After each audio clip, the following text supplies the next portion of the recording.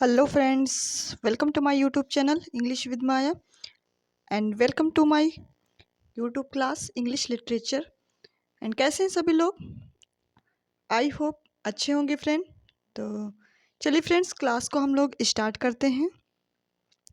Start करने से पहले अगर आप चैनल में नए हैं तो चैनल को सब्सक्राइब करें, लाइक करें, कमेंट करें एंड शेयर करें। तो फ्रेंड, आज हम लोग पढ़ने वाले हैं मिल्टन के टॉप 100 क्वेश्चंस को। ओके, तो चलिए फ्रेंड्स, क्लास को स्टार्ट करते हैं। देखते हैं आज का पहला question.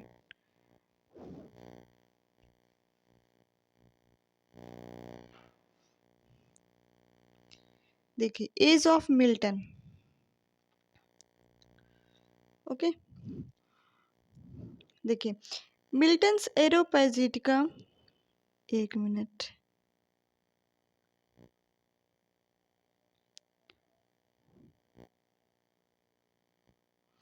Areopagitica was against ban of the theatre, ban of poetry, censorship या फिर नन ऑफ दिस। तो फ्रेंड, इसका राइट ऑप्शन बन जाएगा जो मिल्टन की एरोपैजिटिका है वो है किसके अगेंस्ट? सेंसरशिप के। Okay, so right option C बन जाएगा। एक मिनट, चलिए देखते हैं नेक्स्ट क्वेश्चंस को। देखिए, the cavalier poets interest was in. जो कैवेलियर पोएट्स थे वो इंटरेस्ट रखते थे किसमें? लव में, वार में, एलजी में या फिर बोथ ए एंड बी। तो फ्रेंड्स, तो राइट ऑप्शन बन जाएगा इसका both A and B. Okay, क्या बन जाएगा? बोथ ए एंड बी, मतलब वो लव एंड वार दोनों में ही इंटरेस्ट रखते थे जितने भी कैवेलियर पोएट थे। ओके, सो राइट ऑप्शन बन जाएगा डी। चलिए देख लेते हैं नेक्स्ट वन क्वेश्चंस को।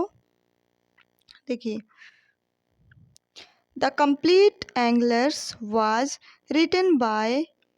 जो कंप्लीट एंग्लर्स ये वर्क है ये किसके द्वारा लिखा गया है? ओके, इजाक वाल्टन के द्वारा या फिर मिल्टन के द्वारा या फिर थॉमस ब्राउनी के द्वारा या फिर बेन जॉनसन के द्वारा। ओके, तो इसका राइट ऑप्शन बन जाएगा फ्रेंड्स ए, इजाक वाल्टन के द्वारा। किसके द्वारा? इजाक वाल्टन के द्वारा ये लिखा गया था क्या? The complete anger. Okay, so right option A बन जाएगा। चलिए देख लेते हैं नेक्स्ट वन क्वेश्चंस को। देखिए, the death of Elizabeth and the accession of James first took place in the year. जब एलिजाबेथ की डेथ के बाद जो जेम्स फर्स्ट का मतलब कि साम्राज्य था वो किस ईयर में आया? ठीक है, 1600 में, 1601 में, 1602 में या फिर 1603 में। Okay, so right option friends बन जाएगा डी, 1603। कब आया था? 1603 में। Okay, so right option D बन जाएगा। चलिए देख लेते हैं नेक्स्ट वन क्वेश्चंस को। देखिए, Milton's commas is an example of that type of drama which is called the. मतलब मिल्टन्स की जो कॉमस वर्क था वो किसका एग्जाम्पल है? ड्रामा का एग्जाम्पल है। विच इज कॉल्ड, इसे क्या कहा जाता है? ओके, फार्स कहा जाता है कि मास्क कहा जाता है कि रोमांस कहा जाता है कि या फिर रिवेंज ट्रेजेडी कहा जाता है? तो फ्रेंड, इसको कॉमर्स को क्या कहा जाता है? मास्क कहा जाता है। क्या कहा जाता है? मास्क कहा जाता है। सो राइट ऑप्शन आपका बन जाता है बी। ओके, चलिए देख लेते हैं नेक्स्ट वन क्वेश्चंस को। Good morning to the day and next my gold open the shrine that I may see my saint. ये जो कोटेशन है वो किसके, मतलब ये कौन सी प्ले के और किसके द्वारा कही गई? ठीक है, तो कौन सा प्ले है? द पोएटास्टर या फिर सिंथियस रिवेल्स या फिर वॉलपोन या फिर every man of his humour. तो ये जो कोटेशन है वो है किसकी? वालपोन की। किसकी है फ्रेंड्स? वालपोन की। ओके, सो राइट ऑप्शन बन जाता है सी। चलिए देख लेते हैं नेक्स्ट वन क्वेश्चंस को। Who was the founder of classical school? Who was the founder of classical school. Okay, तो क्लासिकल स्कूल के फाउंडर किसे मतलब जाना जाता था? बेन जॉनसन को, या फिर ड्राइडन को, या फिर अब्राहम काउली को, या फिर जॉन डन को। ओके, तो आपको पता है जो क्लासिकल स्कूल के पिता जो कहे जाते हैं वो है आपके बेन जॉनसन। कौन है? Ben Jonson. So right option बन जाता है फ्रेंड्स ए। देख लेते हैं नेक्स्ट वन क्वेश्चंस को। देखिए, who first of all used the word metaphysical. मतलब वर्ड में सबसे पहली बार जो मेटाफिजिकल वर्ड था उसको इन कनेक्शन विद डंस पोइट्री। तो वो डंस की पोइट्री कौन सी ऐसी पोइट्री थी जिसमें उसको यूज किया गया था? ओके, तो फ्रेंड्स देख लेते हैं इसके जो ऑप्शंस हैं।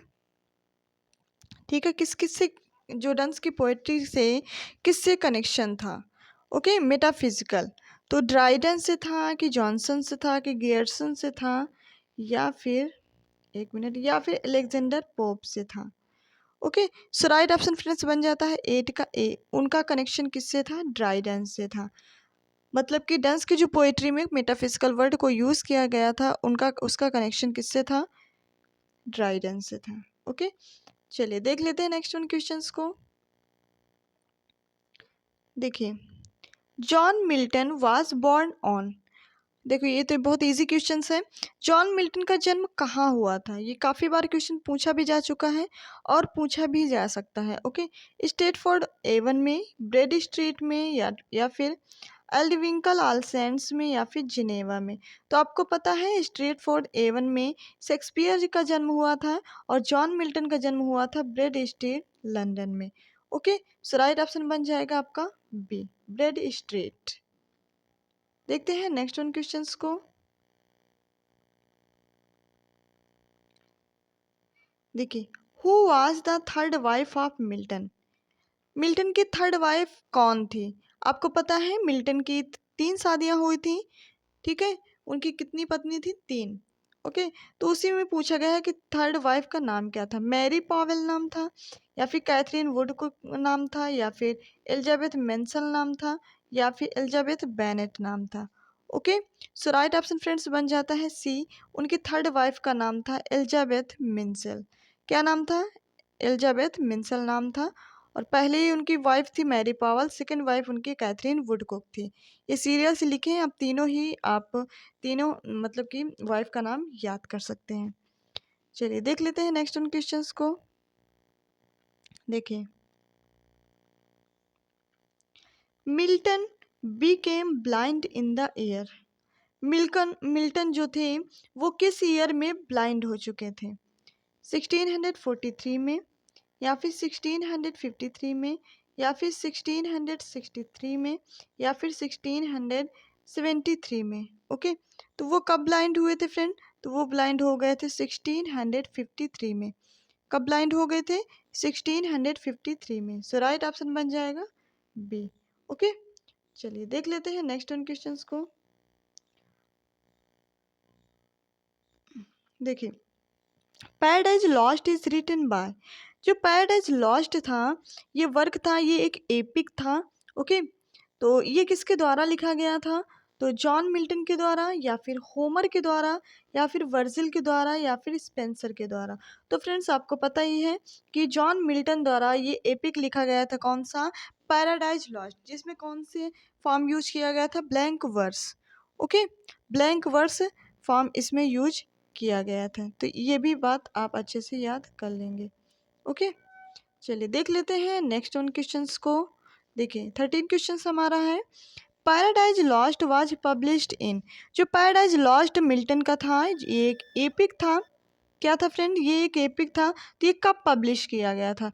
1647 को, 1657 को, 1667 को, या फिर 1671 को। तो फ्रेंड्स ये जो पैराडाइज लॉस्ट था ये पब्लिश किया गया था 1667 को। कब पब्लिश किया गया था? 1667 को ये पब्लिश किया गया था। सो राइट ऑप्शन बन जाएगा फ्रेंड्स क्या है? सी। ओके, चलिए देख लेते हैं नेक्स्ट क्वेश्चन को। देखिए, which of the following traditions were followed in the Miltonic age. देखिए, कौन से ऐसे राइटर्स थे जो किससे मिल्टॉनिक एज से क्या करते थे, बिलोंग करते थे, मतलब उनके ट्रेडिशन को फॉलो करते थे। तो द स्पेंसेरियन थे कि द आर्केरियन थे या फिर द पेट्रार्चन थे या फिर ऑल ऑफ एबव थे। तो फ्रेंड्स राइट ऑप्शन बन जाएगा डी, क्योंकि जो द स्पेंसेरियन, आर्केरियन और पेट्रार्चन तीनों ही ये फॉलो करते थे किसके, मिल्टॉनिक एज को। सो राइट ऑप्शन बन जाएगा डी। ओके, चलिए देख लेते हैं नेक्स्ट वन क्वेश्चन को। ओके, देखिए, for God sake hold thy tongue and let me love. For God sake hold my tongue and let me love, इसका राइट ऑप्शन क्या हो जाएगा, वेलिडिक्शन फॉर विडिंग मॉर्निंग या फिर द कैरोनिशेशन या फिर द एक्सटाइज या फिर डेथ्स ड्वेल। सो राइट ऑप्शन फ्रेंड्स बन जाएगा 15 का बी, द कैरोनिशेशंस। ओके, चलिए देख लेते हैं नेक्स्ट वन क्वेश्चंस को। देखिए, I first adventure follow me who list and be second English satirist. Okay, ये जो कोटेशन थी, I first adventure follow me and who list and be second English satirist, वो कौन थे, जॉन डन थे कि बेन जॉनसन थे कि जॉर्ज आइदर थे या फिर जोसेफ हॉल थे। सो राइट ऑप्शन फ्रेंड्स बन जाएगा डी, जोसेफ हॉल। कौन थे, जोसेफ हॉल। ओके, चलिए देख लेते हैं नेक्स्ट वन क्वेश्चंस को। देखिए, अब मिल्टन डाइड इन, मिल्टन की जो डेथ हुई थी वो कब हुई थी, 1608, 1664, 1674, 1688। तो आपको पता है फ्रेंड्स, जो मिल्टन की डेथ हुई थी वो कब हुई थी, वो हुई थी 1674 में। कब हुई थी, 1674 में। तो ये आप जरूर याद रख लेंगे, उनका birth date and death date. Okay, चलिए देख लेते हैं नेक्स्ट वन क्वेश्चंस को। ऑन द मॉर्निंग्स ऑफ कृष्ण नेटिविटी, ये एक वर्क था, इज ए वर्क बाय, ये किसके द्वारा लिखा गया था, ऑन द मॉर्निंग ऑफ कृष्ण नेटिविटी, मिल्टन के द्वारा, शेक्सपियर के द्वारा, जॉन डन के द्वारा या फिर ड्राइडन के द्वारा। तो ऑन द मॉर्निंग ऑफ कृष्ण नेटिविटी एक ओड है। ओके, ये लिखा गया था किसके द्वारा, मिल्टन के द्वारा। सो राइट ऑप्शन फ्रेंड्स बन जाएगा ये। ओके, चलिए देख लेते हैं नेक्स्ट वन क्वेश्चंस को। ला एलेग्रो इज रिटन बाय, जो ला एलेग्रो ये भी वर्क था, ये किसके द्वारा लिखा गया था, तो मिल्टन थे कि आर्नोल्ड द्वारा या फिर शैली द्वारा या फिर कीट्स द्वारा। तो ये लिखा गया था फ्रेंड किसके द्वारा, मिल्टन के द्वारा। किसके द्वारा, मिल्टन के। क्योंकि देखिए फ्रेंड्स, अधिकतर जो आपके टीजीटी एग्ज़ाम है, पीजीटी एग्ज़ाम, इसमें ज़्यादातर अब क्वेश्चन का जो पैटर्न बन गया है वो सारे वर्क से ही क्वेश्चन ज़्यादातर पूछे जाते हैं। तो आप वर्क से जितने भी राइटर्स हैं आप सबके वर्क्स ज़रूर याद कर लेंगे। ओके, चलिए देख लेते हैं नेक्स्ट वन क्वेश्चंस को। देखिए, second Penseroso is written by, second Penseroso किसके द्वारा लिखा गया था, मिल्टन के द्वारा, चौसर के द्वारा, प्लेटो के द्वारा या फिर एरिस्टोटल के द्वारा। तो जो सेकेंड पेंसरेसो था वो लिखा गया था फ्रेंड किसके द्वारा, मिल्टन के द्वारा। ये सारे वर्क आपको अच्छे से याद कर लेना है। सो राइट ऑप्शन फ्रेंड्स बन जाएगा ए। ओके, चलिए देख लेते हैं नेक्स्ट वन क्वेश्चंस को। हाँ, सेकंड पेंसरेसो इज पब्लिश्ड इन, अब सेकंड पेंसरेसो हमको पता चल गया कि मिल्टन के द्वारा लिखा गया है। अब ये कब पब्लिश किया गया था, 1643 में या फिर 1634 में, 1633 में या फिर 1637 में। Okay, so right option friends बन जाएगा क्या, ये कब किया गया था, 1643 में सेकंड पेंसरेसो ये पब्लिश किया गया था। ओके, चलिए देख लेते हैं नेक्स्ट वन क्वेश्चंस को। देखिए, who was the wife of Milton, who was the wife of Milton. अब मिल्टन की जो वाइफ थी वो कौन थी, मैरी पावेल थी कि मैरी एडविन थी, कैथरीन वुडकुक थी या फिर एलिजाबेथ मिंसल थी। तो फ्रेंड्स इसमें यहाँ पे होना चाहिए नॉट, क्या होना चाहिए फ्रेंड, यहाँ पे आपका क्वेश्चन होना चाहिए क्या, देखिए क्योंकि यहाँ पे 3 उनकी वाइफ का नाम दिया गया, एक नहीं है, तो यहाँ पे होना चाहिए who was not the wife of Milton. तो इसमें नॉट हो जाएगा, तो इसका ऑप्शन हो जाएगा बी, क्योंकि मैरी पावेल भी उनकी वाइफ थी, वह कैथरीन वुडकुक और एलिजाबेथ विंसल तीनों ही इनकी वाइफ थी। ओके, सो राइट ऑप्शन बन जाएगा फ्रेंड्स बी। इसमें थोड़ा सा टाइपो मिस्टेक है, तो आप कर लीजिए नॉट। ओके, चलिए देख लेते हैं नेक्स्ट उन क्वेश्चंस को। देखिए क्या है, Milton became blind in at the age of, Milton किस एज में ब्लाइंड हो गए थे। ओके, तो 38 में, 44 में, 40 में या फिर 48 में। तो आपको पता है फ्रेंड्स वो कब किस एज में ब्लाइंड हुए थे, तो 44 की एज में वो ब्लाइंड हो चुके थे। Okay, so right option friends बन जाएगा बी। चलिए देख लेते हैं नेक्स्ट वन क्वेश्चंस को। 24, मिल्टन रोट इंग्लिश सनेट, मिल्टन ने कितने सनेट, मतलब कि मिल्टन ने जो इंग्लिश सनेट लिखे थे वो कितने लिखे थे, 10, 20, 18 या फिर 25। तो आपको पता है फ्रेंड्स जो मिल्टन ने सनेट्स लिखे थे, जो इंग्लिश सनेट्स लिखे थे वो थे उनके 18 सनेट्स। कितने लिखे थे, 18 सनेट्स उन्होंने लिखा था। सो राइट ऑप्शन बन जाएगा फ्रेंड्स सी। चलिए देख लेते हैं नेक्स्ट उन क्वेश्चंस को। Milton's paradise lost consist of, Milton के जो पैराडाइज लॉस्ट एपिक था उसमें कितनी बुक्स को कंसिस्ट किया गया था, 10 बुक्स, 12 बुक्स, 8 बुक्स या फिर 14 बुक्स। तो उसमें 12 बुक्स को ऐड किया गया था। Okay, so right option B बन जाएगा। चलिए देख लेते हैं नेक्स्ट उन क्वेश्चंस को। देखिए, fame is the spur that the clear spirit doth raise to scorn delights and live laborious days. ये जो कोटेशन है ये किस वर्क से ली गई है, लेसीदास से, कामस से, ऑन हिज ब्लाइंडनेस से या फिर ला एलेग्रो से।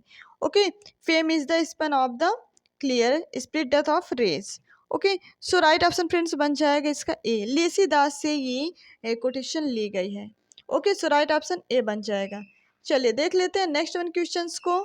देखिए, Samson Agonistes is written by, Samson Agonistes जो वर्क था ये, ठीक है, तो ये किसके द्वारा लिखा गया था, तो शेक्सपियर के द्वारा कि जॉन डन के द्वारा, अर्नोल्ड के द्वारा या फिर मिल्टन के द्वारा।